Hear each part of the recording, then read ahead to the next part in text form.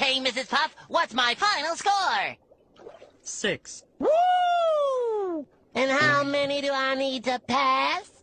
6. Ooh. 100. What? 11 days. That's all the time Davonye Cummings had with her newborn twin daughters before a single gunshot silenced her dreams forever. In those final moments, the 19-year-old mother of 4 wasn't thinking about herself. She was searching for a way out, desperately trying to protect her children from the same man who would ultimately take her life. The morning of March 2nd, 2025 began like any other for Davonye. She woke early, fed her 11-day-old twins, took a smiling photo of them sleeping peacefully side by side, and posted it to her social media.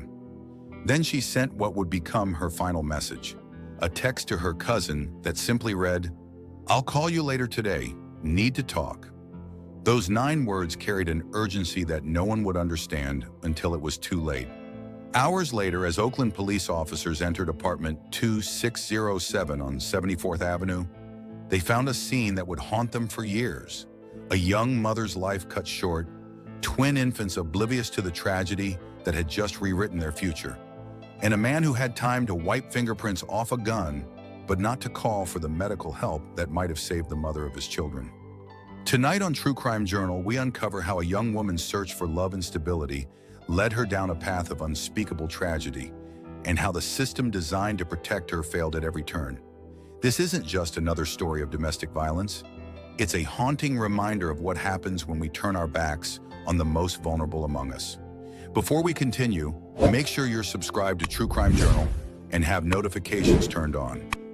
Our in-depth investigations bring these important stories to light, and your support helps us continue this crucial work.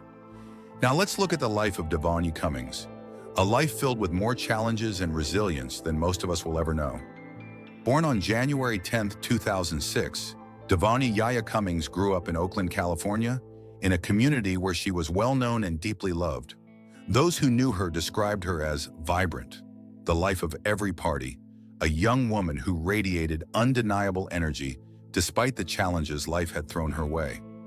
Behind her infectious smile and dance videos on social media was a girl forced to grow up too quickly. With her father in prison, her brother incarcerated, and her mother frequently behind bars, Davonye's childhood was marked by absence and instability. Her social media posts often included pleas to "free my daddy, free my mama, and free my brother," digital cries for a family that circumstances had stolen from her. Oakland's streets can be unforgiving to a child without guidance. The neighborhood where Davonye grew up has one of the highest crime rates in the city, a place where opportunities are scarce and dangers abundant. Yet somehow, amid this environment, Davonye maintained a spark of hope and resilience that impressed everyone who met her. Friends recall her as messy, loud, and sometimes reckless, but also fun, sweet, and loyal. She was known for her dancing. Videos show her moving with natural rhythm and abandonment, a rare moment of pure joy in a life that offered few breaks. One childhood friend would later tell reporters, "Yaya could light up any room. Even when everything was falling apart around her, she'd find a way to make you laugh." School was challenging for Davonye. Without parental support and stability at home, her attendance was sporadic. Teachers who remember her describe a bright student who could have excelled under different circumstances, a young woman with natural intelligence, but without the structure needed to develop it. By the time she reached her teenage years, Davonye was already searching for something that her biological family couldn't provide: stability, love, and a sense of belonging. This search would ultimately shape the course of her tragically short life. At just 13 years old, Davonye met the father of her first child through a mutual friend. Let's call him Matthew. Their connection was instant, and within months, Davonye discovered she was pregnant. In October 2019, while still navigating middle school, she gave birth to a baby girl named Mayani Jana Cummings. The reality of becoming a mother at 13 is something most of us can scarcely imagine. While other girls her age worried about school dances and homework, Davonye was learning to change diapers and soothe a crying infant. She was in 7th grade, a child herself, suddenly responsible for another human life. "She tried so hard," said a cousin who helped care for Mayani in those early days. "Davonye would be up all night with the baby, then try to go to school the next day. She didn't want to drop out. She wanted to be different from her parents. The weight of motherhood at such a young age created inevitable fractures in her relationship with Matthew. Though he remained involved in their daughter's life to some extent, the teenage couple couldn't withstand the pressures of parenthood. According to friends, Matthew wasn't ready for fatherhood either, and while he provided occasional financial support, the day-to-day responsibilities fell squarely on Davonye's shoulders. Social media posts from this time reveal glimpses of Davonye's struggle. Late-night posts about feeling overwhelmed, about wanting to run away, about needing a break from the relentless demands of caring for an infant. Yet in the morning, she would post pictures of Mayani with captions full of love and determination. "My baby, the reason I keep going," read one such post when Mayani was 6 months old. Without proper support systems, Davonye relied heavily on extended family and friends, creating a makeshift village to help raise her daughter. She moved between relatives' homes, never quite finding stable housing. School became increasingly difficult to manage, and by 15, she had effectively dropped out, though she would later tell people she was taking a break. Soon, Davonye found herself searching for something more, something she believed she found when she met her second child's father at age 16. Known as Banga BBMG on social media, he initially seemed more attentive and present than Matthew had been. Older, with a certain street credibility that impressed Davonye, Banga appeared to offer the stability and protection she craved. However, this relationship brought its own complications. Banga had other children with different women, creating a complex web of baby mama drama that played out publicly on social media. Davonye, young and bold, didn't shy away from these conflicts. She engaged in online arguments with Banga's other partners, defending her place in his life with the fierce determination of someone who had already lost too much. Despite the chaos, Davonye gave birth to her second daughter, Miracle Jana Cummings, in June 2022.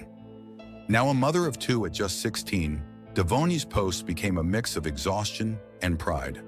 "2 under 3 got me tired AF," she wrote once, followed hours later by pictures of her daughters dressed in matching outfits with the caption, "My whole heart." Just as life seemed to be stabilizing, tragedy struck in June 2023 when Banga unexpectedly passed away. The details of his death were never made fully clear in Davonye's posts, but the loss devastated her. Friends say she mourned deeply, revealing a depth of emotion that many online critics had failed to recognize in the young mother. In a touching gesture that surprised many who only knew her through her sometimes confrontational online persona, Davonye reached out to Banga's other children and their mothers, offering to maintain connections so the half-siblings could know each other. "Regardless of our beef," she wrote in a post directed at one of Banga's other partners, "our babies share blood, and that's forever." At 19, while raising 2 children with limited support, Davonye met 34-year-old Terrence Miles. The age gap alone, 15 years, might have raised red flags to outsiders, but to Davonye, Terrence represented something she'd never had, an adult male figure who seemed capable of providing stability. Friends would later recall that Davonye spoke of Terrence as different from her previous relationships. Someone mature, with a job in his own place. What Davonye either didn't know or chose to ignore was Terrence's violent history. Court records would later reveal he had accumulated 5 serious crimes involving assault with deadly weapons. His criminal past should have been enough to warn anyone away, but for a young woman who had grown up surrounded by incarceration and cyclical violence, these warning signs may have seemed like normal background noise, the unfortunate but expected baggage that came with relationships in her world. Their relationship progressed quickly, as many of Davonye's relationships had. Within months, she was pregnant. On social media, her posts during this time showed genuine happiness, with captions about "finally building my family" and "doing it right this time." Terrence appeared occasionally in these posts, usually in the background, rarely smiling. Then in August 2024, Davonye suffered a miscarriage. She shared this loss openly online, posting, "Lost my baby boy in May. God had other plans." The grief was evident in her subdued posts over the following weeks. Fewer dance videos, more reflective captions about loss and healing. Just 1 month later, September brought unexpected news. Davonye was pregnant again, this time with twins. Unlike her previous pregnancies, Davonye shared this news with a different kind of enthusiasm. Her posts became more focused, more mature. She talked about prenatal care, about preparing her other children for new siblings, about creating a stable home. There was a newfound seriousness to her approach to motherhood that friends noticed and commented on. "God blessed me and my husband with twin girl," she wrote, referring to Terrence as her husband, though there's no evidence they were legally married. The post was accompanied by an ultrasound image showing two distinct forms. Comments flooded in, congratulating the young mother on her double blessing. Throughout this pregnancy, Davonye documented her journey with humor and honesty. "Twin pregnancy got me looking like a whole house," she joked in one post, showing off her growing belly. In another, more reflective post, she wrote, "These girls already teaching me patience. Can't even tie my own shoes anymore." For once, her life seemed to be following a positive trajectory. She had moved into Terrence's apartment in East Oakland, giving her children more stability than they'd known before. She was attending all her prenatal appointments, taking vitamins, cutting back on junk food, all the things she proudly shared as evidence that this time was different. On February 21, 2025, Davonye gave birth to twin daughters via C-section. She never publicly shared their names, referring to them only as "my twin blessings" in the few posts she made after their birth. The hospital photos showed a beaming Davonye cradling two tiny bundles, with Terrence standing awkwardly in the background, his expression unreadable. These twins represented a new beginning for Davonye, a chance at the family life she had always wanted. Her closest friends later told reporters that she had big plans, getting her GED, finding a stable job, maybe even moving to a different neighborhood where her children could have better schools and safer streets. But behind closed doors, the reality was far different from the hopeful image she portrayed online. Neighbors would later tell police they heard frequent arguments from the apartment in the days following the twins' birth. One witness reported hearing a male voice shouting, "You had kids before. Why you acting helpless now?" Just 2 days before the fatal shooting, what no one knew at the time was that Davonye was already planning her escape. Her digital footprint would later reveal searches for Women's Shelters Oakland and how to leave with children safely in the 48 hours before her death.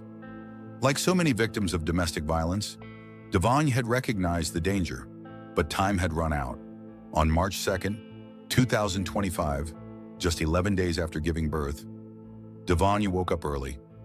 Despite the exhaustion of caring for newborn twins while still recovering from a C-section, she maintained a routine. Friends say she was determined to do everything right with these babies, treating their arrival as a chance to prove, perhaps to herself more than anyone, that she could be the mother she wanted to be. At approximately 8 a.m., Davonye fed her twins, then posted a photo of them sleeping peacefully side by side. Her last digital footprint was a text message to her cousin that read simply, "I'll call you later today, need to talk."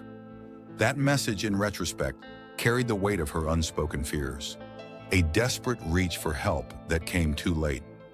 What happened next has been pieced together through police reports, witness statements, and forensic evidence. Sometime after that text message, Terrence and Davonye got into an argument. The exact cause remains unknown, though neighbors reported hearing raised voices from their apartment with increasing frequency since the twins' birth. One neighbor told police she heard Terrence complain about the constant crying and Davonye's request for help. "He was always saying she asked for too much," the neighbor stated, like he resented having to help with the babies. The argument that morning escalated quickly. At some point, Terrence retrieved a Glock pistol, a weapon he was prohibited from possessing as a convicted felon. In a moment that would forever alter the lives of 4 children, Terrence shot Davonye once in the neck. But it wasn't just the shooting that shocked investigators. It was what Terrence did next. Instead of immediately calling 911 for medical help, Terrence called his mother. Phone records show this call was placed at 8:47 a.m., with Terrence telling his mother, "Mom, help, I shot her. I didn't mean to." His mother, understandably distraught, struggled to comprehend what her son was telling her. According to her later statement to police, Terrence claimed the shooting was an accident. that the gun had discharged while he was checking it. She pleaded with him to call 911, but Terrence hesitated. Precious minutes ticked by, minutes that might have made the difference between life and death for Davonye. Finally, after several agonizing moments on the phone, Terrence's mother made the decision her son should have made immediately. She called 911, informing the emergency dispatcher that her son had just called her about a shooting at his apartment. Police were dispatched to the address at 8:53 a.m., approximately 6 minutes after Terrence's initial call to his mother. During those critical minutes, rather than attempting to save Davonye's life, evidence suggests Terrence was trying to cover his tracks. The gun, later recovered from a bedroom dresser, had been partially wiped clean of fingerprints. When officers arrived at the apartment on the 2600 block of 74th Avenue, they found Terrence sitting calmly in the living room with the twin infants in their bassinet. With a chilling detachment, he directed officers to the bedroom, where they found Davonye lying motionless on the bed, a single gunshot wound to her neck, already deceased. The twins, just 11 days old, lay in their bassinet in the living room, completely unaware that the mother who had fed them less than an hour earlier was gone forever. Davonye's other two children, Mayani and Miracle, were thankfully not present. They had been picked up by a family friend the previous day for a weekend visit. The investigation quickly revealed inconsistencies in Terrence's claim of an accident. The angle of the wound indicated the gun had been fired from several feet away, not during a close handling as Terrence had claimed. There were no powder burns on Terrence's hands or clothing, which would typically be present if the gun had discharged during handling. Furthermore, the position of Davonye's body suggested she had been seated on the bed when shot, not standing or moving around the room as might be expected during an accidental discharge. Most damning of all was the gun itself, partially wiped of fingerprints but with Terrence's prints still visible on parts of the magazine and trigger. Davonye's phone, found on the nightstand beside her, held the tragic evidence of her final attempts to escape. Her search history revealed multiple queries about women's shelters in Oakland and articles about safely leaving abusive relationships with children. Screenshots of bus schedules and maps to relatives' homes in neighboring cities painted the picture of a young woman desperately planning an escape that would never happen. A text conversation with a cousin from the night before asked if she and her children could stay for a little while until Davonye could figure things out. The cousin had replied, "Of course, when?" Davonye's answer, "Soon, really soon." She never had the chance. The most heartbreaking revelation came from Davonye's phone records. In the 48 hours before her death, she had searched for women's shelters in Oakland and information on how to leave safely with children. She had texted a cousin asking if she and her kids could stay just for a little while until she could figure things out. She was trying to escape, a dangerous time for any victim of domestic violence, but especially perilous for a young mother with 4 children, including newborn twins. Terrence Miles, 32, was arrested at the scene and charged with murder, domestic violence, and being a felon in possession of a firearm. According to court records revealed by the Mercury News, Miles has 5 prior felony convictions, including multiple charges of assault with a deadly weapon. A history of violence that should have raised red flags but somehow didn't prevent this tragedy. He is currently being held without bail at Santa Rita Jail in Dublin, California. His first court appearance was scheduled for April 1st, 2025, where he was expected to enter a plea. Law enforcement sources familiar with the case have indicated that the evidence against Miles is overwhelming, with the prosecutor's office considering additional charges related to child endangerment due to the presence of the newborns during the shooting. In the days following Davonye's death, a makeshift memorial appeared outside the apartment building on 74th Avenue. Teddy bears, balloons, candles, and handwritten notes covered the fence, a testament to how many lives the young mother had touched in her brief 19 years. Former classmates, neighbors, and even strangers moved by her story contributed to the growing tribute. Davonye's 4 children, all under the age of 5, were temporarily placed in protective custody before being released to Davonye's extended family. An aunt on her mother's side has reportedly taken in all 4 children, determined to keep the siblings together despite the enormous challenge of suddenly caring for 4 young children, including newborn twins. "These babies are all they have left of her," the aunt told local reporters, requesting anonymity to protect the children. And they need each other. They've lost enough already. A GoFundMe campaign established to help with funeral expenses and support for the children quickly exceeded its initial goal, raising over $50,000 in less than a week, a reflection of how deeply Davonye's story resonated with people across the country. Comments on the fundraiser came from as far away as Europe and Australia, with many donors noting that Davonye's story had touched them as mothers, as former teenage parents, or as survivors of domestic violence themselves. Davonye's funeral, held 2 weeks after her death, drew hundreds of mourners. Her white casket was adorned with pink roses and photos of her with her children. In a particularly moving gesture, her first daughter, 5-year-old Mayani, placed her favorite stuffed animal on top of the casket before it was lowered into the ground, a child's goodbye to a mother she would grow up without. Though too young to understand the magnitude of their loss, Davonye's children remain her living legacy.